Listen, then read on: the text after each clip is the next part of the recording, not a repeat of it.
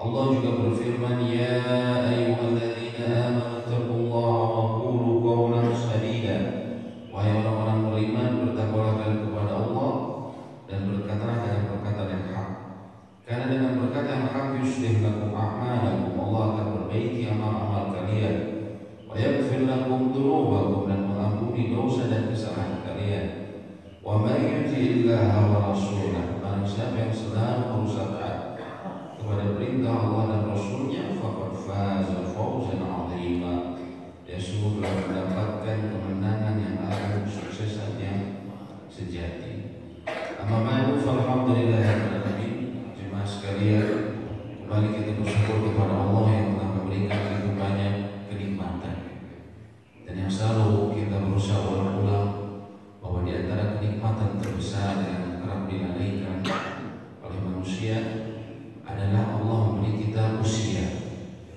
sehingga Allah mengembalikan roh kita setelah Allah menahannya, karena kita baru saja melewati sakaratul maut, saudara, kematian.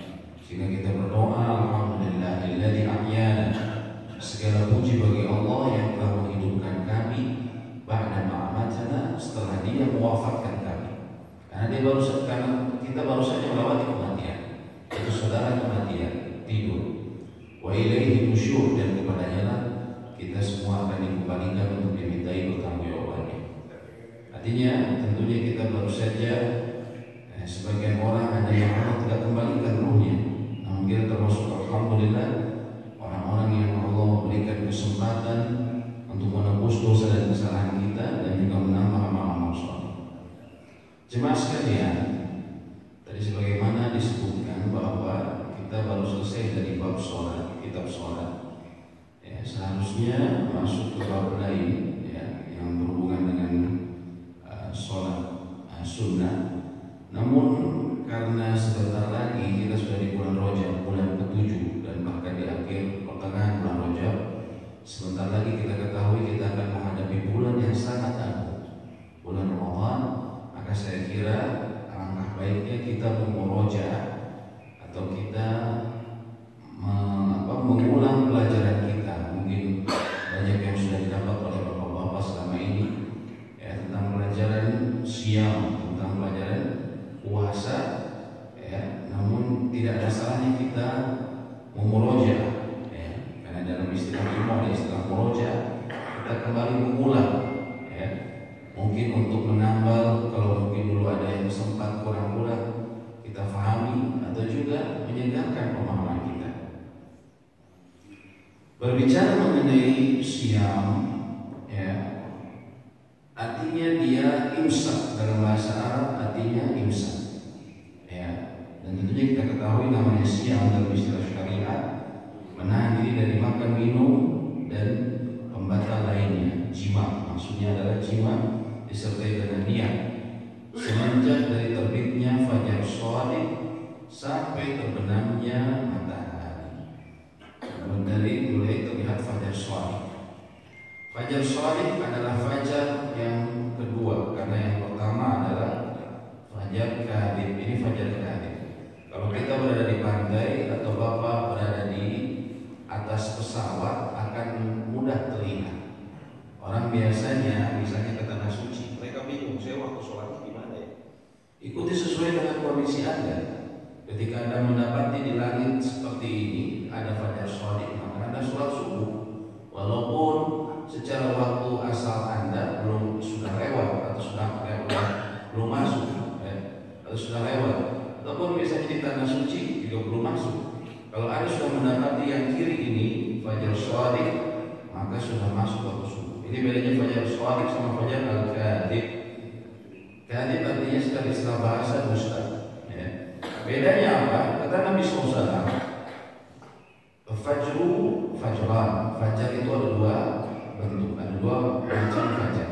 Yang pertama adalah yang dia memiliki cahaya yang meluap vertikal.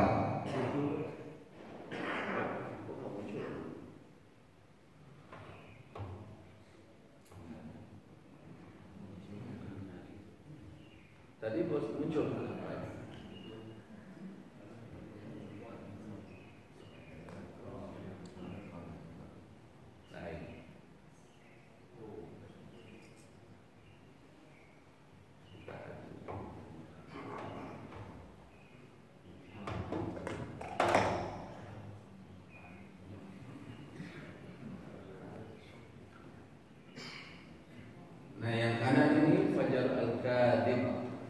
bedanya dia ada cahaya menyuap vertikal ke atas ya. Dia ada cahaya vertikal ke atas seperti buntut serigala, kata Nabi SAW. Artinya dia vertikal dan agak menyeruak, dan masih terlihat banyak bintang-bintang.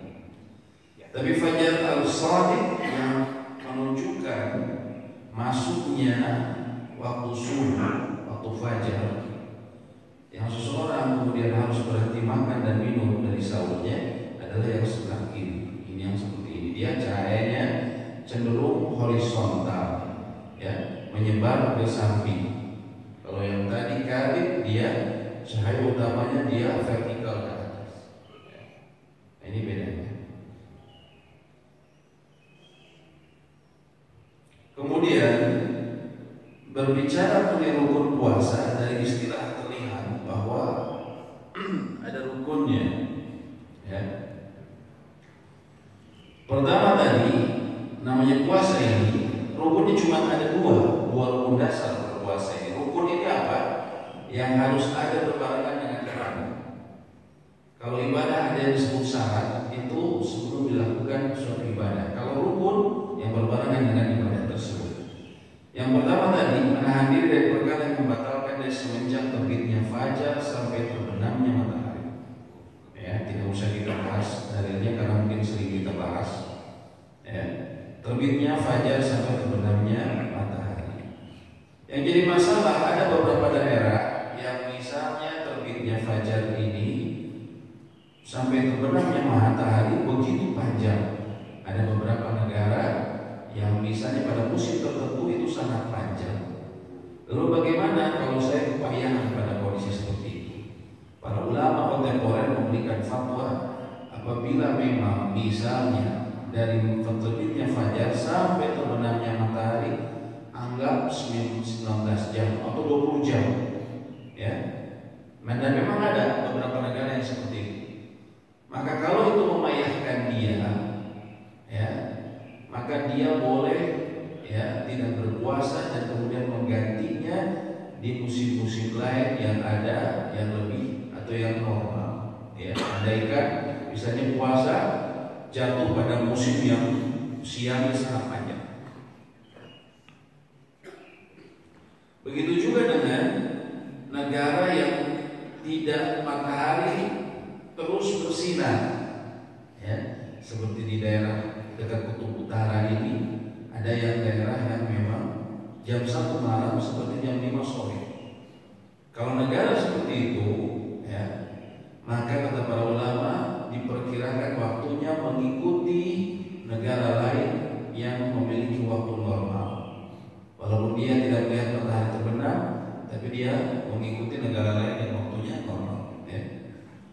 Dan orang Indonesia ada yang sudah sampai sana, ya.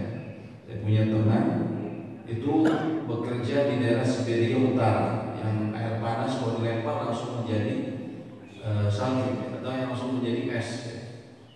Nah, ini terkadang hal-hal seperti ini mereka kebingungan, ya. Tapi cukup melihat ke negara yang normal yang terdekat. Yang kedua tentunya niat. Berdasarkan hadis Nabi SAW, innamal a'malu binniyat. Sesungguhnya amal-amal itu tergantung niat. Jadi rukunnya yang paling penting adalah menahan diri, tentunya dari terbitnya fajar sampai terbenamnya matahari hingga kemudian adalah niat. Berbicara mengenai hukum puasa Ramadan, tentunya kita telah sering dengar hukumnya wajib berdasarkan Al-Quran, kutiba alaikumus syiyam, dan juga berdasarkan perkataan Nabi SAW, bunyal al-Islamu ala khams. Islam itu dibangun atas 5 perkara. Salah satunya adalah as-shaum wa shaum Ramadan, saum pada bulan Ramadan, ya. Dan para ulama telah berijma, telah sepakat, ya. Dan sumber Islam ini dari Al-Quran, dari As-Sunnah, lalu dari ijma, kesepakatan ulama. Mereka telah sepakat atas diwajibkannya puasa Ramadan, ya. Dan sebagaimana rukun Islam lainnya yang difahami oleh para ulama, rukun Islam tentunya kita ketahui ada 5 yang disebut. Pertama, 2 kalimat syahadat, melakukan sholat, menunaikan zakat, ya, kemudian berpuasa pada bulan Ramadan dan berhaji, ya, bagi siapa yang mampu menempuh perjalanannya. Sebagaimana hukum yang lain dalam hukum Islam, para ulama sepakat kalau ada seseorang yang mengaku Muslim, ya, dia kemudian mengatakan bahwasanya satu dari 5 rukun Islam ini adalah tidak wajib, ya, sesuai dengan syaratnya, ya. Seperti puasa Ramadan itu tidak wajib bagi seorang Muslim, maka ulama sepakat dia telah kafir murtad dari Islam, ya. Kalau mengatakan puasa ini tidak wajib. dianggap telah keluar dari Islam kecuali dia memiliki uzur. Uzurnya seperti misalnya dia lemah akal, ya, atau baru masuk Islam sehingga tidak tahu hukum-hukumnya secara benar, atau dia berada di pedalaman yang jauh dari ilmu, maka dia diberi uzur. Tapi kalau hidup di perkotaan, di antara masjid-masjid, banyak ustaz, acara-acara Ramadan banyak kita dapatkan, ada buku-buku terus bilang puasa Ramadan tidak wajib, maka ini menyangkut akidah.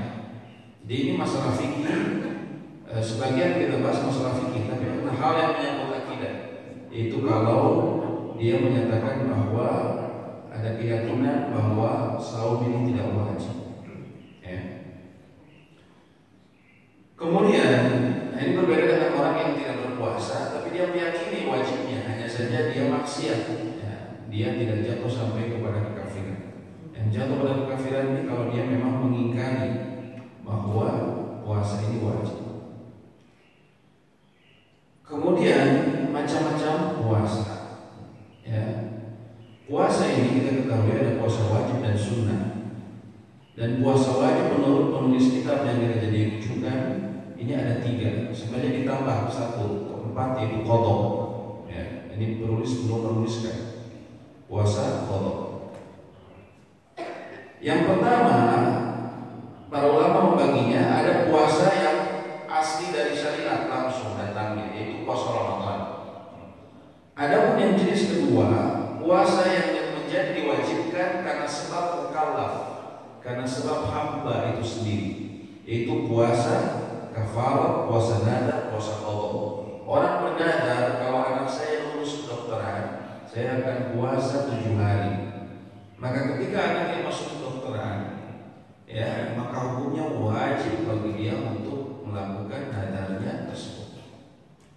Begitu juga dengan orang yang melakukan kafarat, di antaranya kafarat menggauli istrinya di siang hari bulan Ramadan, ya, secara sengaja.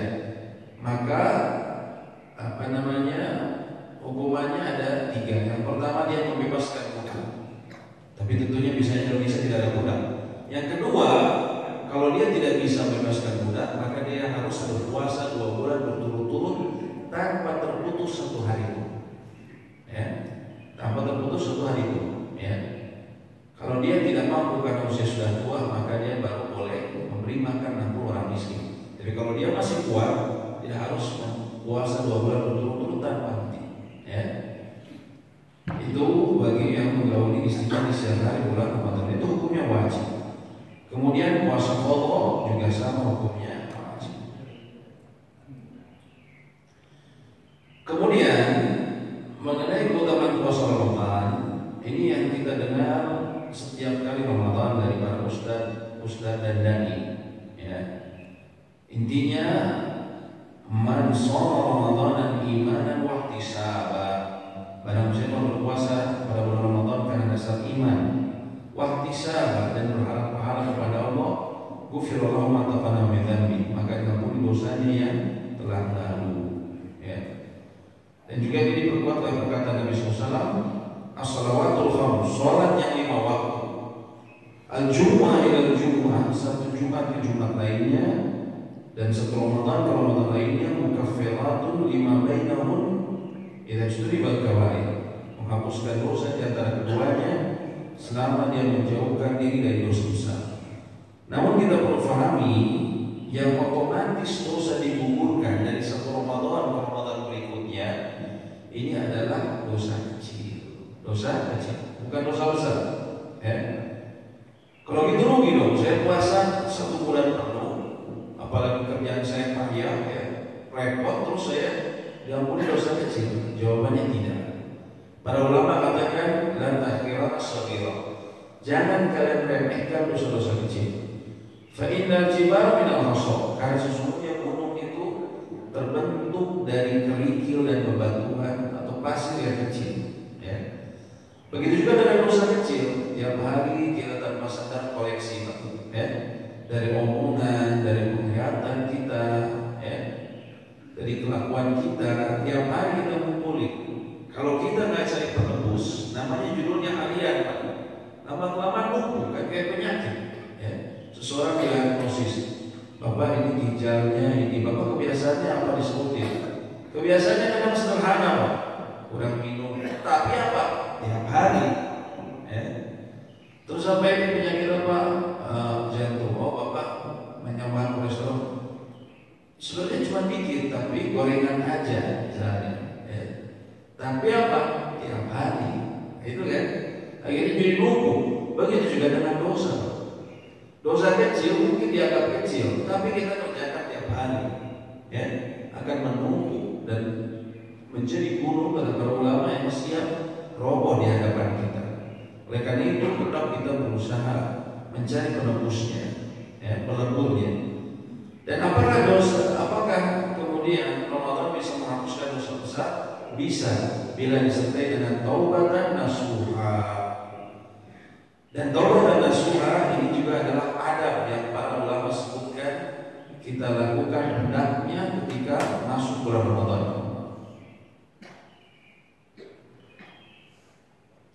Ketika akan masuk bulan Ramadan, di antara amalan yang disukai adalah kita memperbaharui tobat. Ya. Tobat dan nasuha adalah yang tobatan memenuhi setidaknya 3 perkara. Pertama, berhenti dari dosa tersebut karena Allah. Yang kedua, seseorang menyesali akan dosanya tersebut. Dan yang ketiga, dia berazam, bertekad untuk tidak mengulanginya lagi. Ya. Kalau ada hubungannya dengan manusia, minta dihalalkan. Nah, ini termasuk adab yang juga kita para ulama katakan kita lakukan sebelum Ramadan. Ya. Jangan sampai seseorang memahami, ya, kan satu Ramadan ke Ramadan berikutnya itu mengampuni dosa di antara keduanya. Ya. Ramadan tahun kemarin bulan Maret ke April, tahun ini kemungkinan 1 bulan penuh bulan Maret. Ya. Berarti 1 Maret ke Maret lainnya. Saya kan korupsi kemarin di bulan Agustus, gitu kan? Perencanaannya Agustus, kemudian turun anggaran misalnya di bulan Januari. Nah, jadi aman lah. Artinya dosa saya diampuni karena di antara 2 Ramadan. Jangan sampai orang berpikir seperti itu. Ya. Atau seseorang berzina, saya kan berzina di antara kedua itu. Artinya akan diampuni. Sehingga tenang-tenang. Dan itu yang kita lihat di Indonesia. Di Indonesia, ya, ini subhanallah. Ketika Ramadan, satu kota ke kota lain sangat semarak, pejabat-pejabat juga semarak, tarawih keliling dan seterusnya. Ya. Tapi nanti nggak lama, ya, ada OTT, ya, ditangkap KPK dan seterusnya. Dan itu berita bulanan, ya, berita atau berita harian, ada aja yang ditangkap. Subhanallah. Ini gimana ceritanya Ramadan nih, gitu kan? Jangan sampai mungkin ada orang mengira ya saya akan dihapus dosanya. Yang dihapus itu dosa kecil. Adapun dosa korupsi harus dengan taubatan nasuha. Karena ada hubungan dengan manusia, maka harus dia minta dihalalkan, dia kembalikan hartanya. Ya. Dikembalikan hartanya walaupun itu membuat miskin dia. Ya. Jadi ceritanya walaupun orang korupsi puluhan miliar, ya, puluhan triliun, lalu cuma dikasih hukuman 1 miliar sama pengadilan. Saya kan sudah dihukum sama pemerintah, saya sama pengadilan. Saya bayar 1 miliar dengan penjara 6,5 tahun misalnya, ya, seperti yang kemarin viral. Di sisi Allah, misalnya dia seorang muslim misalnya, ya, maka tidak akan diterima sampai semua yang dia pegang yang bukan harta dia itu dikembalikan. Ya, harus dikembalikan, walaupun memiskinkan dia. Ya. Ini kita termasuk kita bisa berpikir, ya, jangan-jangan kita masih ada kezaliman terhadap orang lain. Dulu saya pernah misalnya bekerja sama teman saya lalu saya curangi dia atau saya nipu dulu, ya. Nah ini saatnya, ya. Itu udah 10 tahun yang lalu, cari orangnya di mana. Saya meminta maaf dan saya kembalikan, ya, kezaliman saya tersebut. Itu supaya Ramadan kita bukan saja menghapus dosa kecil, tapi dia menghapus dosa besar. Ya. Kemudian Berbicara mengenai hikmah disyariatkannya bulan Ramadan, ini banyak sekali tentunya, mensucikan jiwa, membersihkan diri dari sifat buruk dan akhlak tercela. Karena puasa mempersempit jalan syaitan pada tubuh manusia, dan ini makna yang terdalam bahwa puasa ini benar-benar mempersempit jalan syaitan. Karena Nabi SAW berkata, "Asyaitanu yajri majra damil insan." Syaitan itu dia bisa berjalan di antara aliran darah manusia. Itulah sebabnya kenapa ada orang yang kelihatannya baik-baik tapi bisa melakukan kejahatan yang sangat serius, ya, memutilasi, ya, atau bahkan mutilasi pasangannya sendiri. Kita sering dengar beritanya. Itu kalau lihat mukanya, kadang pelakunya kata orang curun, ya, nggak kelihatan pelaku jahat, orang jahat dan segala macam.